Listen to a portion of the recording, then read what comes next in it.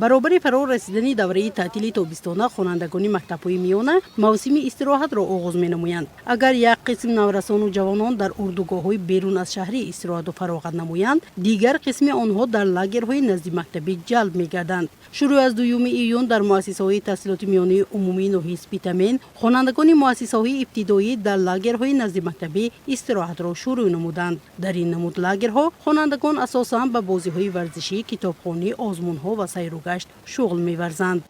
در این لاگر پرستو همگی 500 نفر خوانندگان اشتراک می‌کنند. از ساعت 8 سر کرده تا ساعت 12:10 دوام می‌کند. به این لاگر سالمگردانی آموزگاران همشان به مشغولیت‌ها وابسته است. آنها هر یک مشغولیت را علاهیدگی می‌گذارانند. برای بچگان خیلی مهم است.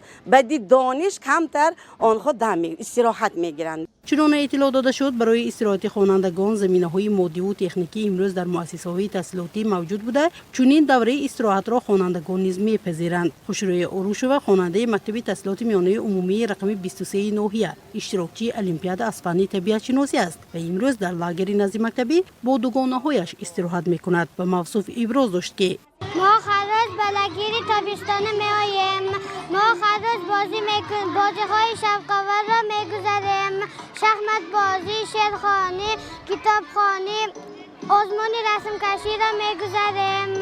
تعطیل تابستانه به ما خیلی معقول است. با برگزار نمودن بازی و آزمون‌ها دوستی خوانندگان قوی‌تر می‌گردد و وقت خویش را آنها خوش می‌گذرانند. هر یک بسته لاگری نزد مکتبی 12 روز را در بر می‌گیرد و خوانندگان در این گونه لاگر در ساعت‌های معینی روزانه اشتراک می‌کنند. در ناحیه سپیتامین سال از سال به رشد ساحه تعلیم و تربیت و مسئله استراحت و فراغت و سالمگردانی کودکان و نورسان در دوره‌های تعطیلی فارغ از درس اعتبار جدی داده شده. در این زمینه با دستور هدایت‌های اساسگذار صلح و وحدت ملی پیشوای ملت پرزیدنت جمهوری تاجیکستان محترم امام الرحمن سال از سال امکانیت‌ها استفاده برده می‌شود. سیر و سیاحت در موضع‌های تاریخی، برگزاری بازی‌های شب‌خوار، مطالعه کتاب‌های بدیعی و خوراک سرغذا برای خوب و خاطرمان گذراندن روز استراحتی برای اشتراکچیان لاگر نزد مکتبی مساعدت می‌کند.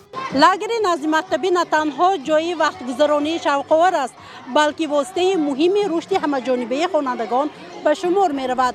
خوانندگان دوام 12 روز به لاگرهای نزد مکتبی فرا گرفته می‌شوند. مستانه محیط الله زاده، فرهاد عبدالله، شاعر مبین زاده، اخبار.